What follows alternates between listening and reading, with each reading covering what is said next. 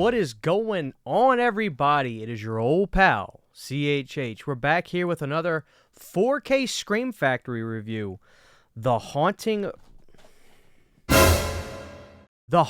of Julia, aka Full Circle. This is like some kind of a lost title. Apparently, this has been missing on physical media for years. And, it looks like this movie has had a lot of legal hell, a lot of ownership, hot potato, if you will. And it looked like for a long time just the elements were missing. So I'm always applauding when we get new titles, not only on 4K, but movies that have been lost on physical media. So already I want to say this. If you are a 4K person, if you're a Scream Factory boutique label person, get these films to let Scream Factory know not only do we applaud this, but we want more of this. This is always great to add and catalog movies that have been missing on physical media. It's a Mia Farrow movie, and she's a great actress. So I'll keep the story about this movie very spoiler-free. I'll give you the premise, if you will, and then I'll talk about my thoughts on the movie. And then, of course, the picture quality, the special features, and just my overall thoughts one way or the other. The movie starts out really creepy and interesting. You've got your typical family, and it's a mom, daughter, and husband. Everything seems fine, and when the daughter starts to choke while eating breakfast, the mom freaks out. And in a panic, waiting for the ambulance to show up, she sees her daughter is on the brink of death. So she performs a tracheotomy that goes wrong and ultimately ends up killing the daughter, despite the fact that she probably already would have died from choking because the ambulance wouldn't have been there quick enough. But she kind of kills her daughter. It's a brutal opening to the movie, to be honest with you. It reminded me of, like, The Changeling, right? Where you've got George C. Scott and his family, and he's on the payphone, and the family gets run over by the car. It's like, boom, here's your opening sequence, and I hope you're ready for it. And after this, our mom, she's trying to get mental help for all the stuff. She's got so much anguish, and it really's ruined her life, naturally. So she moves into this big house by herself, and things start to get a little weird. Things start to get a little creepy. She starts seeing what looks to be like this little girl. But is this little girl really here? Is this a ghost? I don't know. That kind of sets up the premise for The Haunting of Julia. This movie, like I said, I believe it was called Full Circle, but in America it was released as The Haunting of Julia, which is just a more, I guess, appealing title for us old US of A people. Haunting of Julia, it's like, this is a movie, I don't think this is going to be for everybody, to be honest with you. I think this movie has all the right elements. The best element, without any question, is the soundtrack.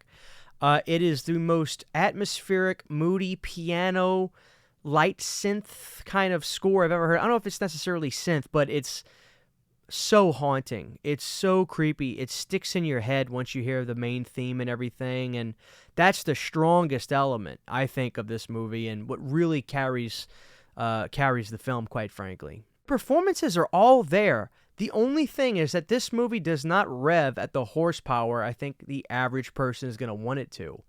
That expression, slow burn,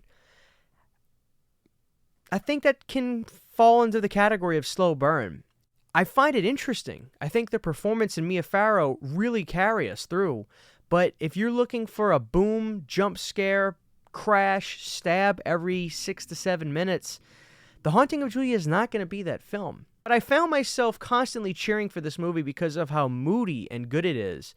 And when the moments happen in the film that are supposed to be, evoking some sort of emotion, they're quite frankly there. There's some pretty good setups. When the movie goes for it, it goes for it. So it's a movie I'm going to give 1 thumb up for, not necessarily 2.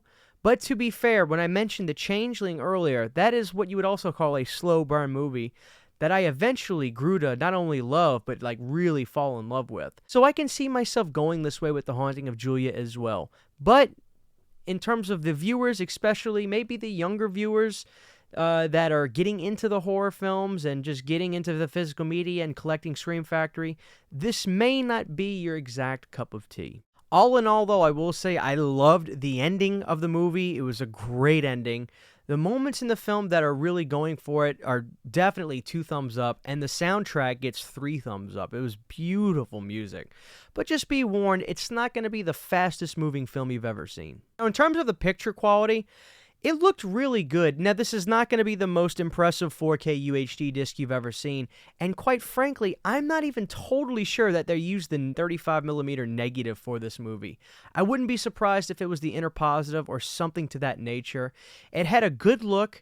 It had a lot of sharpness in most of the scenes, and the film also had like this dreamy look to it that I think was more in the after post effects rather than the actual just filmmaking itself. So I noticed the film had like a vignette on the movie where the corners are a little darkened to make the whole movie seem almost like a dream. It doesn't bother you as a viewer, I would say, but you'll notice it, and it kind of just sets the tone and kind of makes the movie feel a little bit more atmospheric, I think. I liked it. It's not something I'm really going to complain about with the picture quality because, like I said, even though it's not the most impressive 4K you're ever going to see, the fact that we've never seen this movie on physical media probably ever for most people, unless you had old VHSs or anything, it's a treat to have this movie on the highest format we can possibly have it. All right, so in terms of special features, this is a 2-disc set. You're going to get a Blu-ray version of the movie with the full circle disc on it, and you're also going to get the 4K UHD disc, which has Haunting of Julia on it. I will say, if you're like me and sometimes you have trouble understanding British accents, put the subtitles on. We've got a new audio commentary with Richard Loncraine and Simon Fitz-Johnson. We've got a new location tours with Simon Fitz-Johnson. Coming full circle, an interview with actor Tom Conti recalls his humble horror beginnings, which was a great featurette. The Fear of Growing Up, actor Samantha Gates on her childhood chills. A haunting retrospective, critic Kim Newman on an underrated ghost story. So, the special features really, really make this release worth it to me. I'm really happy to have this movie, and it's something I'm definitely going to go back and revisit again down the road sometime later this year. Like I said, this movie's not going to be for everybody, and in terms of my enjoyment as of right now, it's 1 thumb up, not 2, just 1. But it's certainly a movie I have so much respect for watching it because it really is one of those creepy 70s horror movies. So if you haven't seen it and you don't own this film, which you probably don't, support this title. I think it's going to be really important for Scream Factory to see that we do want movies that have never been on 4K, much less Blu-ray. There you have it, guys. The Haunting of Julia, aka Full Circle. If you've seen this movie, I'm really interested in not only hearing your thoughts, but how maybe your opinion might have changed over time seeing it, like it sometimes does with titles. Because with movies like these, I either go one way or the other. I'll fall less in love with it, or I'll fall more in love with it. And if it's like The Changeling, I'll fall more in love with this one down the road. And I'm hoping that's the case. Anyway, guys, thank you for watching this video. This is good old CHH, and we'll see you guys next time.